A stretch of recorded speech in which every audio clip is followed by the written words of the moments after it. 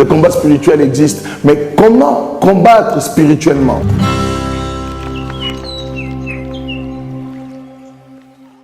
Pour commencer une guerre, il faut connaître tout d'abord ses armes. Qui est notre ennemi? Notre tout premier ennemi, c'est tout d'abord notre chair. Le premier ennemi de l'homme, ce n'est pas d'abord le diable. Ce n'est pas ton frère ou ta soeur. Ce n'est pas le prochain, un membre de ton église. Ce n'est pas le sorcier de ta famille. Mais c'est tout d'abord ta chair. Le deuxième ennemi de l'homme, c'est le diable. Car nous n'avons pas à lutter contre la chair et le sang, mais contre les dominations, contre les autorités, contre le prince de ce monde des ténèbres, contre les esprits méchants dans les lieux célestes. Bibliquement parlant, notre ennemi n'a jamais été un homme. Votre ennemi n'est pas un homme.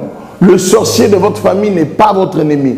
L'esprit qui est dans le sorcier de votre famille, voilà votre ennemi. Mais la personne, il faut apprendre à faire une distinction entre l'homme et l'esprit qui habite dans l'homme. Si vous ne faites pas la distinction entre l'homme et l'esprit mauvais qui habite dans l'homme, vous allez commencer à vous battre contre les hommes. On voit des gens qui se lèvent le matin, on lui dit que sa soeur est sorcière ou son frère est sorcier, il vient, il commence à donner des coups de poing. C'est un mauvais combat. C'est-à-dire, le premier ennemi, nous avons dit tout à l'heure, c'était notre propre chair. Le deuxième ennemi de l'homme, c'est le diable et tous ses acolytes, tout ce qui va avec le diable dans le monde spirituel, dans le monde des ténèbres. La Bible dit, ils l'ont vaincu à cause de deux choses. Ces deux choses sont nos armes avec lesquelles nous pouvons vaincre l'ennemi, nous pouvons vaincre le diable et tous ses acolytes et nous pouvons vaincre notre propre chair. Ils l'ont vaincu à cause du sang de l'agneau et à cause des paroles de leur témoignage.